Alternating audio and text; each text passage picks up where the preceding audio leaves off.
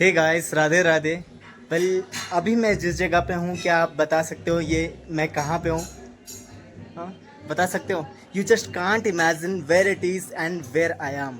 Okay, so ये मैं अभी गुप्त काशी से आया। गुप्त काशी से आप जानते हो, गुप्त काशी से ऊखी मठ में आया हूँ।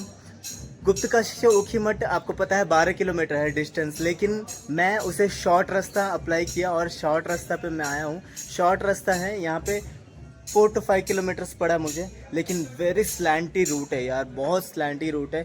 वो इंक्लाइंड है एकदम रूट, और मैं थक गया आते आते, बहुत पीठ उठ दर्द हो गया। अब मैं देख रहा हूँ कि आज यहाँ पे रह जाऊँ, लेकिन मैं अभी जिस जगह पे हूँ ना, ये बहुत ही ऊंधा है। मैं सोचा भी नहीं था कि यहाँ पे आ जाऊँगा। ये एक्चुअली में ओमकारेश्वर टेम्पल है, ठीक है, ओमकारेश्वर टेम्पल ये ऊखी मठ में है। ऊखी मठ में Omkareshwar temple it is very special temple. Okay, ये एक्चुअल में पंच केदार जी जो हैं, पंच केदार में कौन कौन आते हैं? केदारनाथ जी आते हैं, ठीक है, तुंगनाथ जी, कल्पनाथ जी, फिर मध्यमनाथ जी, और कौन? रुद्रनाथ जी। ये 5 हैं।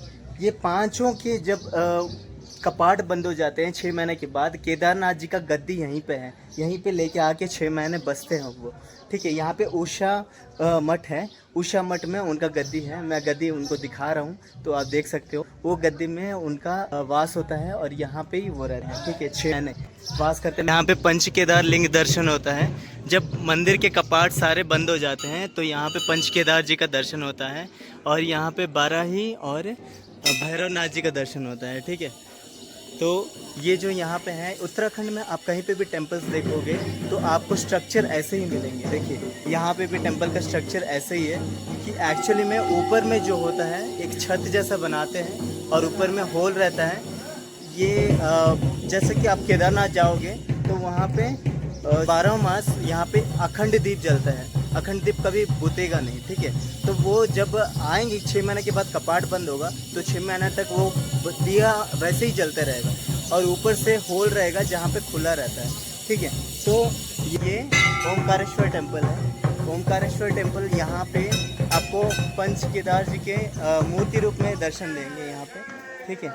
यहाँ पे केदारनाथ जी हैं, और तुंगनाथ जी, मध्यमनाथ जी, कल्पनाथ जी और रुद्रनाथ जी। पंच केदार जी का दर्शन यहाँ पे होता है जब 6 महीना कपाट बंद हो जाते हैं, तो यहाँ पे आके दर्शन करते हैं। ये है ओमकारेश्वर टेम्पल। मैं आपको गद्दी स्थल दिखा रहा हूँ, उषा मठ जहाँ पे है। उषा मठ एक्चुअली उषा अनिरुद्ध जी का विवाह स्थल है, ठीक है। उषा कौन है? उषा अनिरुद्ध कौन है? अब आप पूछोगे तो श्री कृष्ण जी का द्वापर युगों में उनके पुत्र थे, तो उनका विवाह यहीं पे हुआ था, इसलिए ये जगह का नाम उषा मठ दिया गया।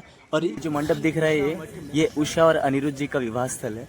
अनिरुद्ध जी कौन है आपको पता है? श्री कृष्ण जी के पौत्र। और ये जो मंदिर जो बंदा भी निकल रहा था, यहाँ है चामुंडा देवी का मंदिर, जहाँ पे रिकॉर्ड करना माना है, जहाँ पे शिव जी को यहाँ पे रखा जाता है। जब कपाट बंद हो जाता है केदारनाथ जी का, तब यहाँ पे लेके आते हैं, इस सिंहासन पे रखते हैं।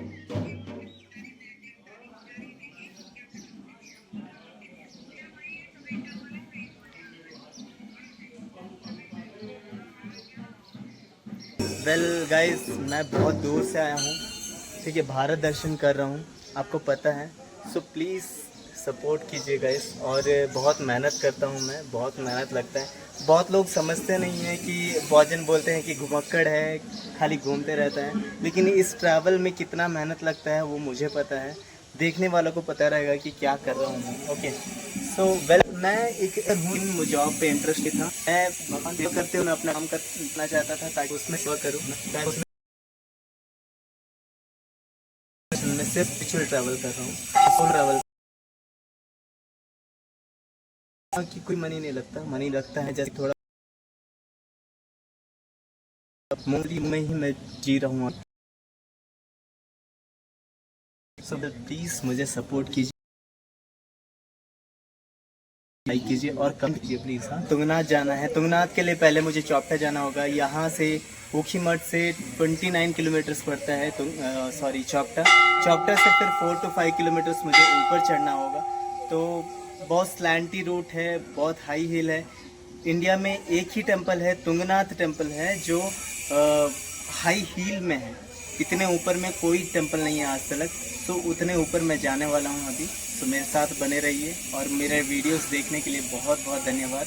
प्लीज़ सपोर्ट कीजिए। देखिए मैं भारत दर्शन कर रहा हूँ, वो भी without money, by walk and hitchhiking. So कभी कभी मुझे लिफ्ट भी नहीं मिलता है, चार्ज करने के लिए, फ़ोन चार्ज करने के लिए भी नहीं मिलता है, कभी कभी तो मुझे फूड भी नहीं मिलता है, फिर भी मैं कर रहा हूँ। सो प्लीज़ सपोर्ट कीजिए। बहुत लोग समझते नहीं हैं, लेकिन मैं जो कर रहा हूँ, मुझे सेवा करना था, मुझे भगवान के रास्ते पे जाना था। इस वजह से मैं सोचा कि मुझे जॉब पसंद नहीं था, मैं जॉब नहीं किया।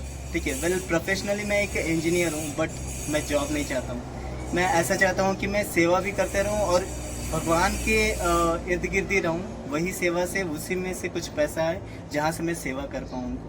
सो प्लीज़ मेरा ये प्रयत्न को आप अगर प्रोडक्टफुल बनाना चाहते हो तो मुझे सब किए। ठीक है, ऐसा नहीं है कि इसमें पैसा नहीं लगता, मैं मनी, बट ऐसा नहीं कि पूरा के लिए, खाने के लिए उपलब्ध है। जैसे कि मैं अभी मूंगफली, अगर कहीं भंडारा हो तो भंडारा ले लेता हूँ। प्लीज़